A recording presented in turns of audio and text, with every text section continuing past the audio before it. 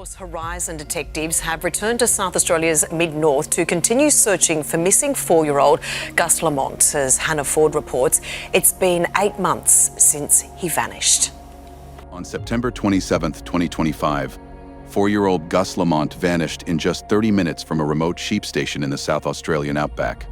No cry for help, no footprints, not a single piece of clothing left behind. Hundreds of searchers, police dogs, helicopters and drones scoured the vast wilderness but found absolutely nothing. The most horrifying secret, however, wasn't hiding in the Outback. It was right inside his own home. While evidence remains elusive, police have been exploring whether Gus walked off the property or was abducted. Police say it's increasingly unlikely the boy strayed from home, and there are no red flags in the list of 500 people who were in the area at the time he disappeared, meaning there's no evidence he was abducted. That leaves family involvement. Most people assume that a missing person case truly hits a dead end when the volunteers pack up their tents and the satellite trucks start to drive away. However, in the mystery surrounding the disappearance of 4-year-old Gus Lamont, that was actually when the real darkness started to set in. To understand the sheer complexity of this case, we must look back at the massive scale of the initial search operation, codenamed Task Force Horizon. This was not merely a spontaneous search by a few neighbors linking arms to walk across the fields. It was described by authorities as the most resource-intensive land search operation South Australia has witnessed in years. Authorities mobilized an absolute army of more than 100 active personnel, including the SES and the ADF. In the sky, helicopters equipped with state-of-the-art thermal imaging technology continuously circled, capable of detecting even the slightest heat signature from kilometers away. Closer to the ground, teams of specialized drone operators tirelessly scanned dry creek beds and rugged terrains that were inaccessible by foot. On the surface, indigenous trackers, individuals who can read the wild outback better than any machine, walked up to 25 kilometers a day under a scorching 36 degrees Celsius heat. They scoured a massive 60,000-hectare area, a space large enough to swallow an entire city, just to find a boy standing a mere 100 centimeters tall. Not stopping there, police and divers even brought in heavy industrial equipment to pump millions of liters of water out of a dam located 500 meters from the house, crawling through the thick sludge and weeds at the bottom. And here is the part that defies all conventional logic. Despite all these exhaustive efforts, they found absolutely nothing. There was a complete void of physical clues. In a dusty environment like the Outback, a wandering 4-year-old child will inevitably leave a mark. When they get hot, they take off their hat and leave it behind. When they get tired, they drag their feet. When they get scared, they seek shelter under a bush. Yet the search logs for Gus Lamont are terrifyingly empty. There was not a single piece of clothing, nor any clear trail of footprints. Even more notable is the absence of signals from nature. In the Outback, the ecosystem is incredibly responsive.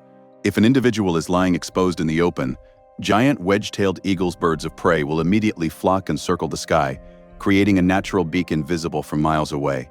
However, throughout the entire search for Gus, the skies remained completely empty of them. This silence implicitly confirms that the boy was not lying exposed on the desert ground out there. When synthesizing all these physical absences, experts began to realize an entirely different angle. Search and rescue expert Jim Whitehead made a profound observation. They went out to the maximum search distance of 5.47 k's and found no sign of Gus. Then it's a very good chance that Gus was not there to be found. The absolute silence of the land itself spoke to a different narrative, not of a wandering child, but of an absence that was arranged or concealed from the very beginning. We've had search after search across the vast area of remote land with nothing found, no trace of the little boy or the clothes or the hat he was wearing. But there's still hope. Police optimistic that now floodwaters have subsided in the area, something may be unearthed. In every missing child investigation, there is a critical concept that authorities refer to as the golden hour. It is the immediate and frantic period after a child disappears, when scent trails are still fresh, tracks on the ground remain intact, and the child's possible travel radius is still relatively small. It is the window of time when a search has the highest chance of success. But in the case of Gus Lamont, the golden hour was not merely wasted, it was allowed to sink into the silent darkness of the Outback, before authorities fully understood what had happened. To understand how a 4-year-old boy could seemingly vanish from the face of the earth, we must examine the timeline. Everything begins at 5 p.m. According to official reports and family statements, this was the last confirmed sighting of Gus. He was playing on a pile of red dirt in the front yard of Oak Park Station, entirely within the safe perimeter of the homestead. Just 30 minutes later, at 5:30 p.m., that safe perimeter was empty. Within a span of only half an hour, the length of a single television episode, Gus had reportedly left the dirt mound and disappeared into the vastness of the station property. This 30-minute window is critically important because a 4-year-old child moving through rough terrain and scrubland could not have traveled very far. From a purely practical standpoint, Gus should have been somewhere within a radius of roughly 1.5 to 2 kilometers, well within a distance where shouted calls could potentially be heard. And this is where the sequence of events shifts from a tragic accident to something far more difficult to explain. If you discover that a child is missing at 5:30 p.m. in the Outback, knowing that sunset is approaching, panic should set in immediately. You call the child's name. You search frantically. And if there is no response within 10 or 15 minutes, the instinct of almost any caregiver would be to seek professional assistance without delay. Yet that is not what happened at Oak Park Station. Authorities and police did not receive a report until approximately 8:30 p.m. That leaves a gap of 3 hours. 3 long, mysterious hours between the moment the child was discovered missing and the moment law enforcement was notified. This delay must be examined through a careful investigative lens. During those 3 hours, family members reportedly drove and searched around the property in the dark. Whether intentional or not, this effort may have compromised the very evidence that experienced indigenous trackers would later rely upon. Vehicle traffic and foot movement could have disturbed tracks on the ground. Scent trails that search dogs might have followed were potentially contaminated or disrupted. By the time police received the call and arrived at the scene, darkness had already settled across the landscape. Investigators were effectively blind. The opportunity for efficient aerial searches and visual tracking had been severely diminished. These missing 3 hours became the black box of the Gus Lamont case, a gap in time that shattered the integrity of the scene, erased critical clues, and created the perfect void in which any form of concealment could potentially occur. This irregularity did not go unnoticed by investigators. When authorities compared that unexplained time gap with the available evidence, troubling questions began to emerge. Detective Superintendent Darren Fielke revealed a striking development. As a result of that, we've identified a number of inconsistencies and discrepancies with that information as it relates to timelines and the versions of events provided to us by the family members. It was the uncertainty surrounding those 3 hours of darkness that ultimately fractured the narrative of a simple accidental disappearance. Instead of pointing investigators outward into the wilderness, the timeline drew attention back toward the people standing behind the gates of Oak Park Station. In the world of missing children investigations, there is an uncomfortable statistic that hangs over every case like a shroud. Often, children do not simply vanish into the wilderness, nor are they taken by unknown strangers lurking in the dark. Instead, the answers lie with the very people who were supposed to protect them. When we look closely at the underlying dynamics of the Lamont Murray family, we do not see a united front standing together in grief. We see a fractured household built on pre-existing tension, secrecy, and a desperate struggle for control. To understand why both the public and investigators are so highly suspicious, we must turn our attention to the father, Joshua Lamont. Joshua was not present at the 60,000-hectare Oak Park Station when Gus vanished. He was living 2 hours away in Blythe North, actively renovating a house with the specific hope of moving his boys Gus and his younger brother Ronnie away from that environment. For a long time, Joshua had been highly vocal about his fears, reportedly telling friends that the farm was an absolute death trap due to its remote nature, heavy machinery, and numerous environmental hazards. This bitter context establishes a profound conflict over the safety of the children, and it brings us to the most baffling behavioral anomaly in the entire timeline: the notification. During the frantic 3-hour search in the dark, no one at the homestead picked up the phone to call Joshua. He slept through the entire night, completely unaware that his son was lost. He only found out hours later when police knocked on his door the following morning to deliver the devastating news. Why would a panicked family exclude the father during the most critical hours of a search? This inexplicable delay fuels the neglect panic theory. Imagine a scenario where a sudden, unforeseen accident occurs while Gus is left playing unsupervised. In that paralyzing moment, the family is faced with a catastrophic reality. If Joshua discovers that Gus met a tragic fate on their watch, his dire warnings would be validated. The immediate fear would not just be about facing criminal negligence inquiries. It would be the absolute terror of Joshua taking full custody of the remaining child, Ronnie. Panic hijacks the brain. The psychology of a cover-up in these situations is rarely born from a mastermind's calculated plot. It is a frantic, chaotic attempt to buy time and fix an unfixable mistake. You do not call the person you fear the most while you are still deciding how to conceal the truth from him. This suspicion has moved far beyond online speculation and has become the focal point of the official investigation. Confirming this dramatic shift, Detective Superintendent Darren Fielke announced, "A person who resides at Oak Park Station has withdrawn their support for the police and is no longer cooperating with us. The person who has withdrawn their cooperation is now considered a suspect in the disappearance of Gus." The silence from the homestead has evolved into active legal resistance, forcing us to ask, are they merely protecting their privacy, or are they hiding a fatal mistake beneath the red dirt?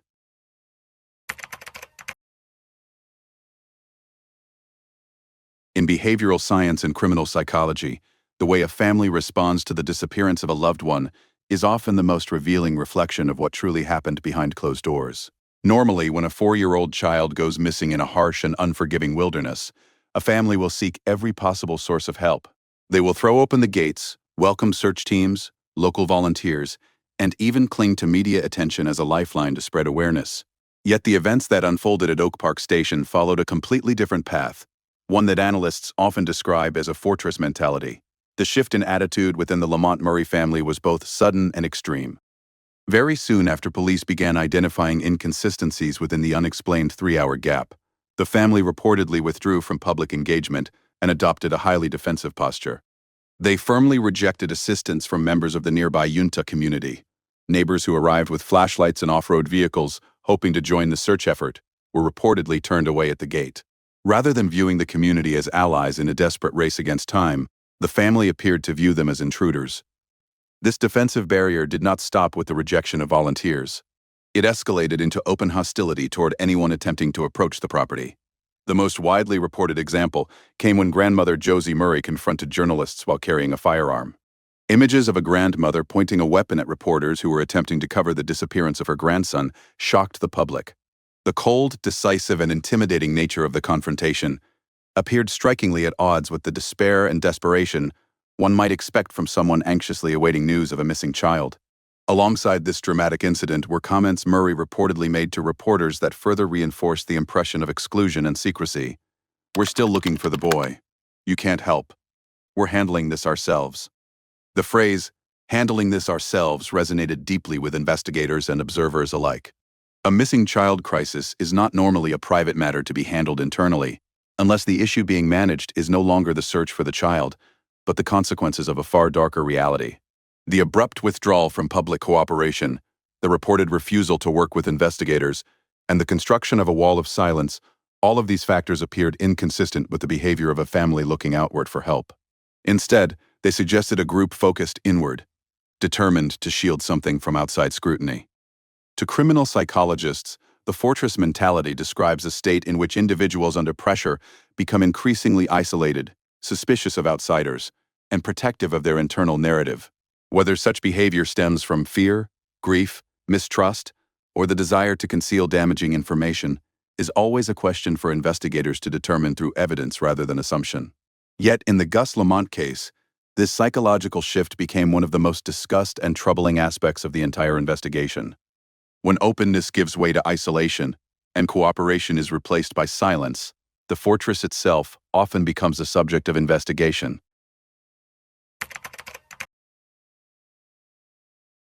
In every complex investigation, there comes a moment when illusion gives way to a far harsher reality.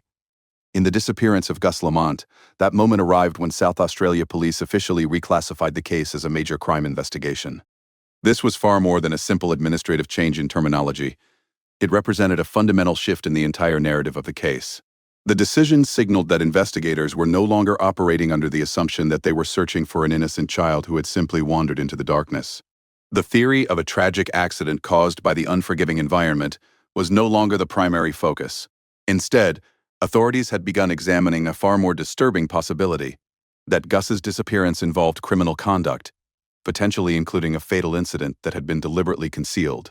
To reinforce this shift, investigators also cast serious doubt on the long-standing stranger abduction theory, a theory that often serves as the default explanation in missing child cases.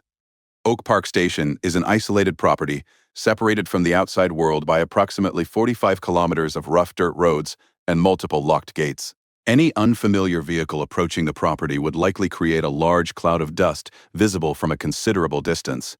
The notion that an unknown stranger could have driven into such a remote location arrived precisely during the narrow 30-minute window when Gus was reportedly playing alone, abducted him, and then vanished without leaving any trace. Presents significant practical challenges. As investigators increasingly discounted the possibility of an unknown outsider, attention naturally shifted toward those who were present at the property that day. This investigative shift was not confined to theory. It was accompanied by decisive legal action. Detectives from Task Force Horizon returned to Oak Park Station not to search the scrubland, but to execute search warrants. During those operations, investigators seized several key items, including a motor vehicle, a motorcycle, and multiple electronic devices for forensic examination. The seizure of vehicles was particularly significant because it aligned with one of the theories investigators were exploring: the possibility of a fatal accident involving a vehicle. Even if a vehicle had been thoroughly cleaned, forensic specialists can sometimes recover microscopic traces of DNA, fibers, or biological material from concealed areas beneath or within the vehicle. The electronic devices represented another critical avenue of investigation. Phones, computers, and digital records can function as modern-day black boxes, preserving communications, searches, deleted messages, call histories, and other data that may help reconstruct events during the crucial and unexplained 3-hour period between Gus's disappearance and the eventual notification of police. Perhaps the most significant aspect of this turning point was the narrowing of the investigative focus. Police publicly stated that Gus's biological parents, Joshua and Gus Lamont, were not considered suspects in the investigation. That declaration immediately intensified scrutiny on the individuals who had been with Gus during his final known hours and who were living at Oak Park Station at the time of his disappearance. The investigation had now evolved into a high-stakes psychological and forensic battle. As Detective Superintendent Darren Fielke stated during an interview, "We'll continue to thoroughly and meticulously investigate the disappearance of Gus until we get an outcome." the turning point had arrived. The Outback may be exceptionally skilled at hiding secrets, but investigators were no longer directing their attention toward the distant horizon. Their focus had shifted back to the center of Oak Park Station itself, where they believed the answers might ultimately be found. When confronted with a devastating tragedy, human psychology often moves from overwhelming panic to a level of cold calculation that can be difficult to comprehend. In the case of Gus Lamont, the family secret theory does not necessarily paint a picture of villains executing a carefully planned scheme. Instead, it offers a glimpse into desperation itself, the possibility that a decision to conceal the truth was driven not by cruelty, but by a desire to protect what remained. At the center of this silence lies one of the most powerful principles in criminal investigations: no body, no crime. If Gus had suffered a tragic accident on the property, an incident resulting from inadequate supervision, then notifying authorities would have immediately triggered an official investigation.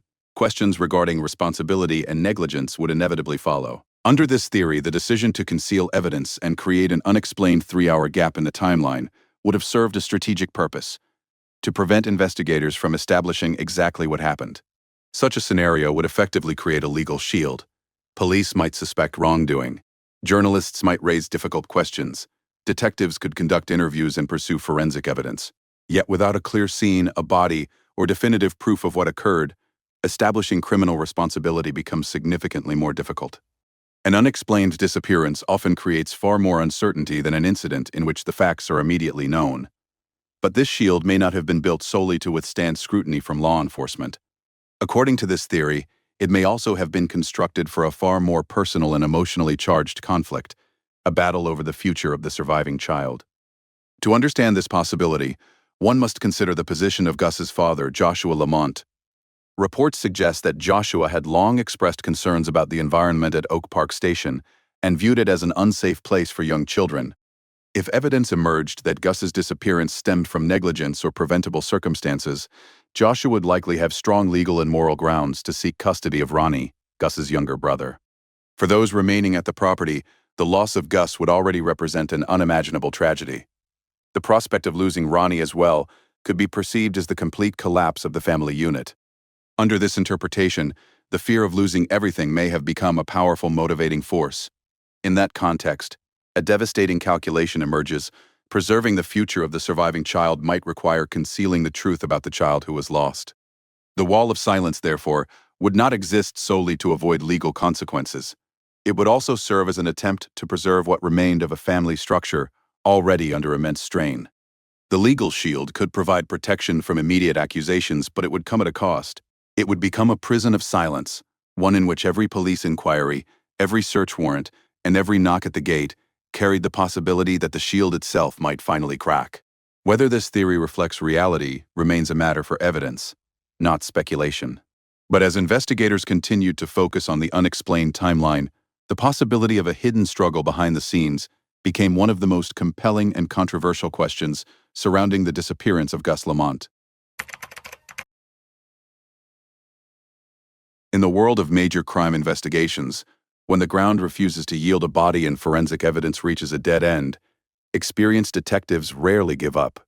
Instead of continuing to dig through the harsh red soil, they begin digging into something far darker and more complex: human psychology. This is what investigators often refer to as playing the long game. South Australia police understood that they were confronting a formidable barrier at Oak Park Station, both physically and psychologically. When direct physical evidence is lacking, and investigators encounter resistance from key individuals, they require another tool entirely: legal leverage. That leverage emerged through the arrest of grandmother Josie Murray. At first glance, the decision to arrest a 75-year-old woman on a firearms-related charge might appear unrelated to Gus's disappearance. However, investigators often pay close attention to offenses that can provide additional avenues for inquiry. In Murray's case, the charge involved the alleged possession of an illegal firearm suppressor. In Australia, such offenses can carry severe penalties. A logical question naturally arises: a sheep farmer may have legitimate reasons to own firearms for dealing with snakes or pest animals. But why possess a suppressor?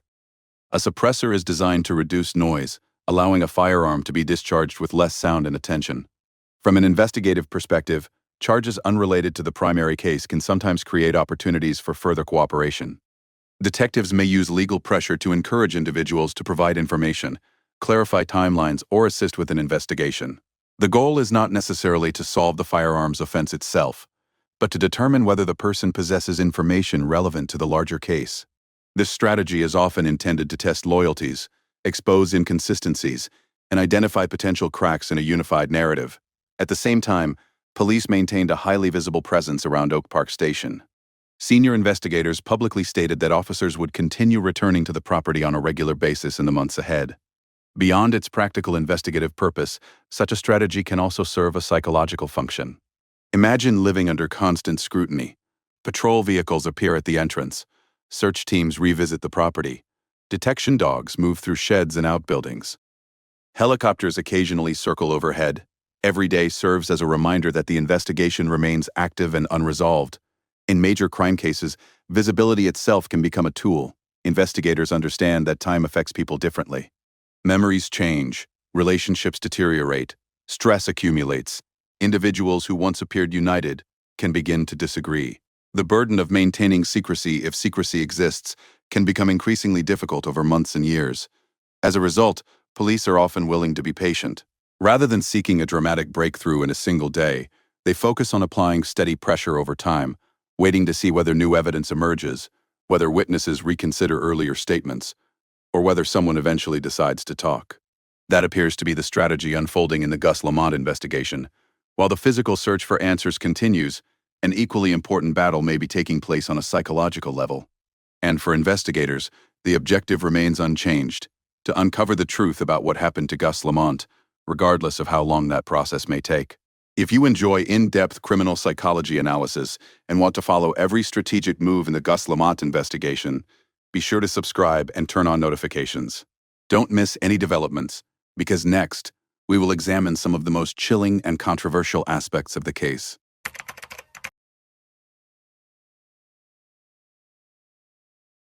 In the digital age, a missing person case rarely remains confined to the physical crime scene. The moment the story of Gus Lamont began appearing in headlines, a second crime scene emerged online. The tragedy of a family living in a remote stretch of the Australian outback quickly transformed into a massive puzzle for millions of armchair detectives sitting safely behind computer screens. But rather than helping the search effort, this online crowd often generated confusion, speculation, and distractions that complicated an already difficult investigation. The conversation began to drift away from the search for a missing 4-year-old boy and toward intense scrutiny of the family's personal lives. Social media became increasingly consumed by private details. The fact that Josie Murray was transgender and had previously been known as Robert suddenly became the focus of widespread discussion, much of it fueled by prejudice, speculation, and personal attacks. Thousands of posts dissected Murray's past, creating an atmosphere of hostility and relentless public pressure. Faced with constant scrutiny from strangers across the internet, the already private Lamont Murray family had even greater reason to retreat from public engagement. In many ways, the online reaction may have unintentionally strengthened the family's defensive posture, reinforcing the very fortress mentality that investigators were already attempting to penetrate. The situation became even more chaotic with the rise of artificial intelligence-generated content and individuals seeking attention from the case. Law enforcement found itself confronting a wave of misinformation unlike anything investigators would have faced in previous decades. One AI-generated image depicting a child resembling Gus walking beside an unknown man spread rapidly across social media platforms. Despite having no verified connection to the investigation, the image was shared thousands of times, creating false hope, confusion, and unnecessary leads. At the same time, self-proclaimed psychics flooded social media with videos claiming to know Gus's location or fate. Many of these individuals presented speculation as insight, capitalizing on public curiosity and concern while generating views, engagement, and attention for themselves. The consequences of this digital storm were significant. Every rumor, every fabricated sighting, and every viral image, no matter how implausible, had the potential to consume valuable investigative resources. Detectives were often forced to evaluate, verify, and eliminate leads that originated not from evidence, but from speculation circulating online. Instead of focusing exclusively on Oak Park Station and the facts of the case, investigators frequently found themselves chasing digital shadows created by the internet. This highlights one of the defining challenges of modern criminal investigations. While social media can sometimes help spread awareness and generate legitimate tips, it can also overwhelm investigations with misinformation. The same technology capable of helping locate a missing child can just as easily bury the truth beneath an avalanche of noise. In the Gus Lamont case, the online world became both a source of attention and a source of distraction. The endless speculation, conspiracy theories, AI-generated content, and viral rumors transformed a real-life tragedy into a form of public entertainment. And perhaps the most troubling consequence of all is that every false lead, every manufactured theory, and every unnecessary distraction risks pushing the truth further beneath the red dust of the Outback, making it even harder to uncover what really happened to Gus Lamont. In any major investigation, when evidence at the primary scene appears to have been deliberately erased, experienced detectives often expand their focus beyond the immediate location.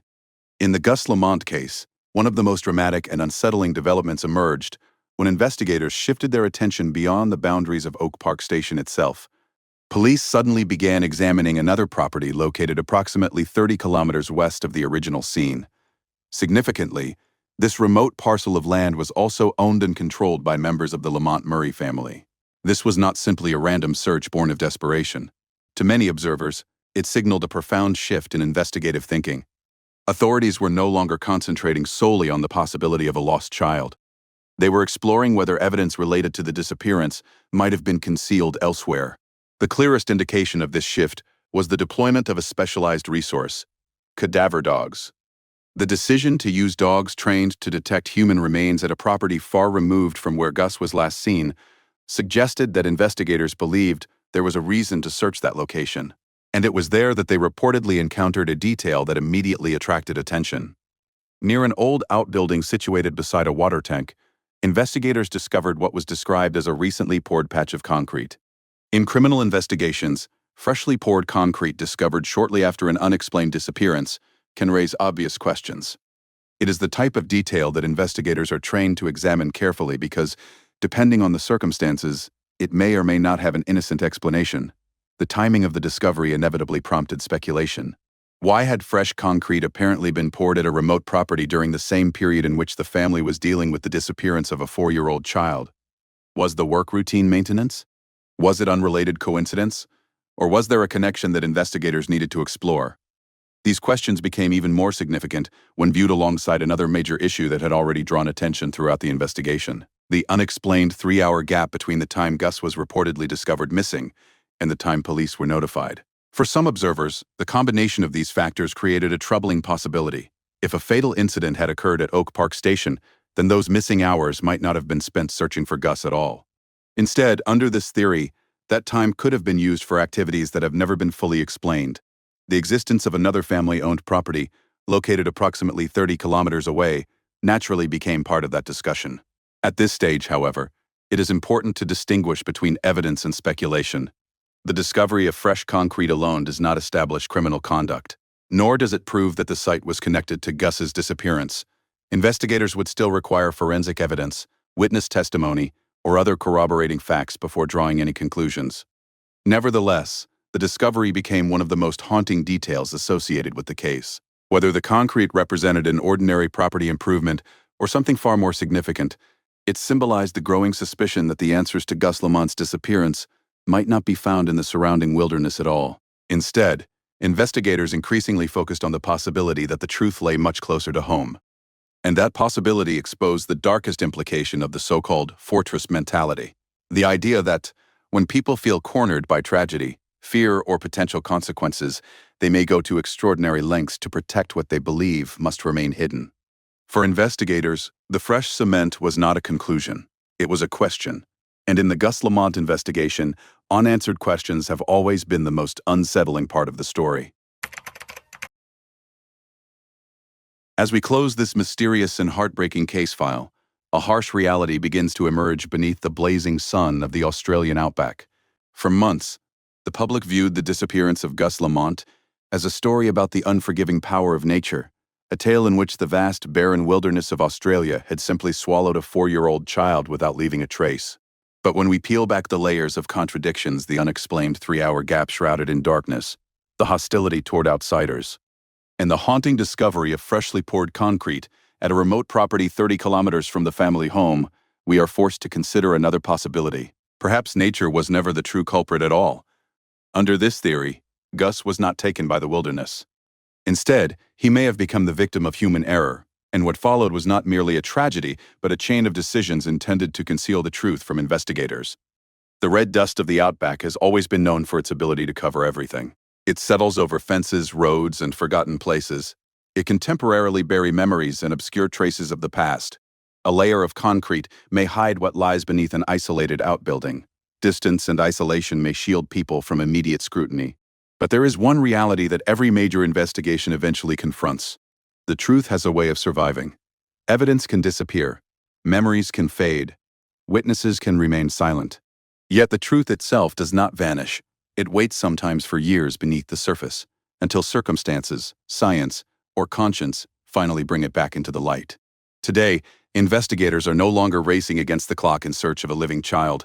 Instead, according to this interpretation of the case, they are engaged in something far more patient and methodical, a long-term strategy built on persistence.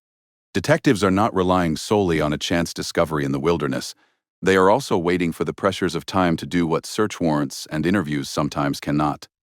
Relationships change. Loyalties weaken. People grow tired. The burden of carrying a painful secret, if such a secret exists, can become heavier with every passing year.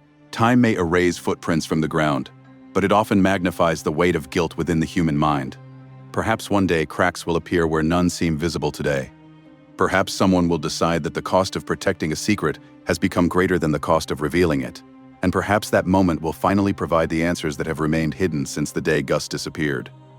For now, Gus Lamont remains somewhere within this story, whether in the vast landscape itself or within the unanswered questions that continue to surround his disappearance. His case is more than a criminal investigation. It is a reminder of the consequences that can arise when fear, self-preservation, and secrecy collide with the pursuit of justice. The Gus Lamont case remains unresolved, and the search for answers continues. If you would like to join us as we continue exploring complex criminal investigations, examining the psychology behind major cases, and following developments in some of the world's most compelling mysteries, be sure to subscribe, like this video, and share it with others. And before you go, leave a comment below. What do you believe happened to Gus Lamont? Do you think he disappeared into the wilderness? Or do you believe the answers lie much closer to home? Your perspective may offer another piece of the puzzle as we continue searching for the truth. Thank you for watching. Until next time, stay curious, stay informed, and we'll see you in the next case file.